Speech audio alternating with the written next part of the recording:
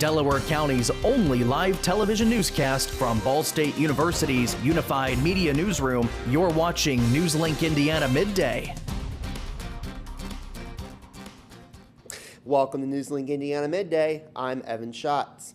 Amid rising food prices on the ongoing government shutdown, millions of Americans are on track to lose access to the Supplemental Nutrition Assistance Program, or SNAP. Without those benefits, many recipients will have to decide how to stretch their limited budgets to cover everything from groceries to filling prescriptions. For some, it also means looking to help at local food pantries. Ivan Rodriguez reports on how organizations are preparing to fill the need.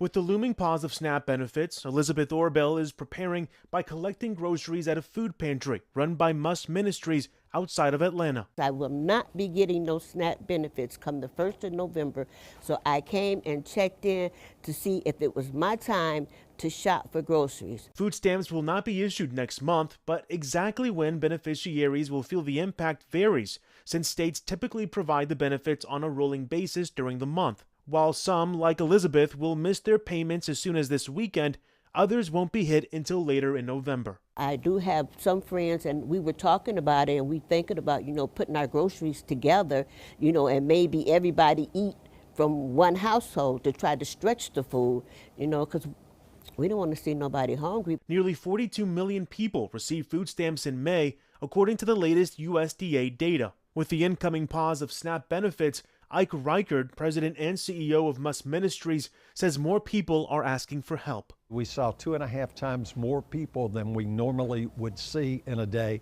and it's people gearing up for what's coming. How are you guys preparing to handle and take on that need? Well, we knew that it was coming. You are dealing with Congress, and when you're dealing with Congress and politics, sometimes policy takes precedence over people. So we started gearing up. We knew that there was going to be a much greater demand. I'm praying that this will pass. Without the services provided by organizations like Must Ministries, many SNAP recipients would be on their own. We're not going away, and if we come down to the last can on the shelves, we're going to be here to try to help our community. I'm Ivan Rodriguez reporting.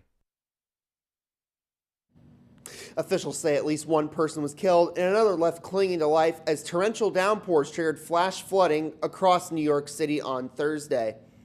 Water rushed into subway stations and cascaded downstairs as heavy rainfall battered the city. The storm also swamped roads and closed a portion of the westbound Long Island Expressway. The National Weather Service issued flash flood warnings for parts of the Bronx, Brooklyn, Queens, and Manhattan, as rain fell at rates of more than an inch per hour. And let's take a look at today's NewsLink Indiana weather. These are the conditions right now. It's 48 degrees under sunny skies. Expect a nice fall Halloween day today, and with a high in the mid to upper 50s. A slow warm-up is ahead in the 7-day forecast. Highs will reach the 60s by early next week, with chilly lows in the 30s and 40s. A rough streak was broken last Friday night as Muncie Central football won their first playoff game in nearly a decade.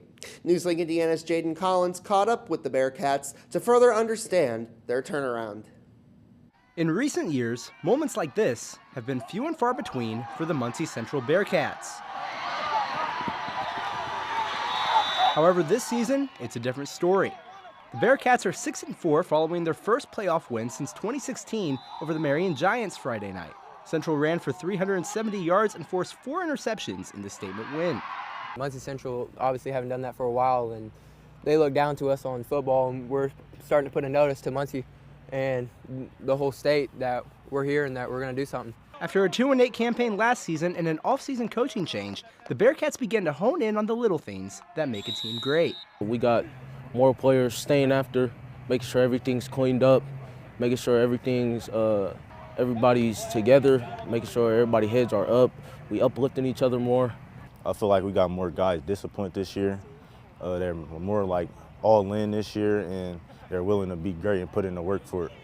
For Muncie Central, winning every game hasn't been the priority, but the focus this season has been on building a winning culture that radiates throughout the community.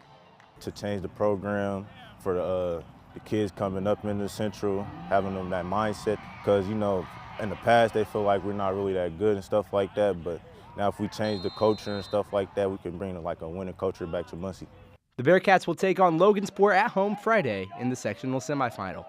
In Marion, Jaden Collins, NewsLink, Indiana. And Muncie Central plays Logansport on the road at 7 tonight.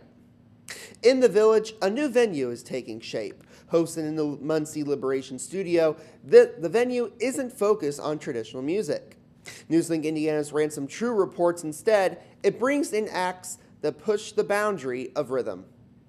As dusk takes hold, the Muncie Liberation Studio is one of the few places turning the lights down as the space prepares for experimental electronic music night. The tight-knit nature of the event ensures no one slips in unnoticed. What's up, y'all? Thank y'all for coming tonight. An air of excitement hangs over the event as most come with no expectation of what to hear.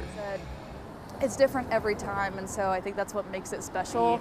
It's very experimental, but it's like so fascinating. Acts like Crawling Giants let the music guide itself, with no way to predict where it'll go next.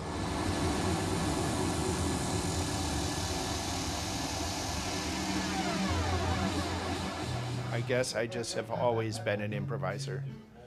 So it's just like how I am. Like I was born that way. The mind behind Crawling Giants, Adam Crawley, is a musician for the Ball State Department of Theater and Dance. The event has become Crawley's passion project with the goal of plugging the hole in Muncie's music scene, with others sharing and supporting his motive. I think there's definitely an audience for them here in Muncie, but there just hasn't really been a proper venue for it before. The hope is that the Muncie Liberation Studio can become another reliable option for live music in Muncie, providing a welcoming space to music for a particular taste. Ransom True, NewsLink, Indiana. An Iowa mom is helping brighten Halloween for parents whose babies are in the NICU. Amy Finn delivered costumes to parents on Thursday at Trinity Bettendorf Hospital. They were put together by volunteers with Project NICU. That's a group that provides everything new parents could need while their premature baby received care. Amy Finn went through this with her own daughter. Now she, along with others, the group made a total of 50 costumes, including one that looks like Taylor Swift. And that's your NewsLink webcast for today. Thanks for joining us. Be sure to join us tonight at 6:57 on Ball State PBS. And for news anytime, anywhere, go to cardinalmediabsu.com.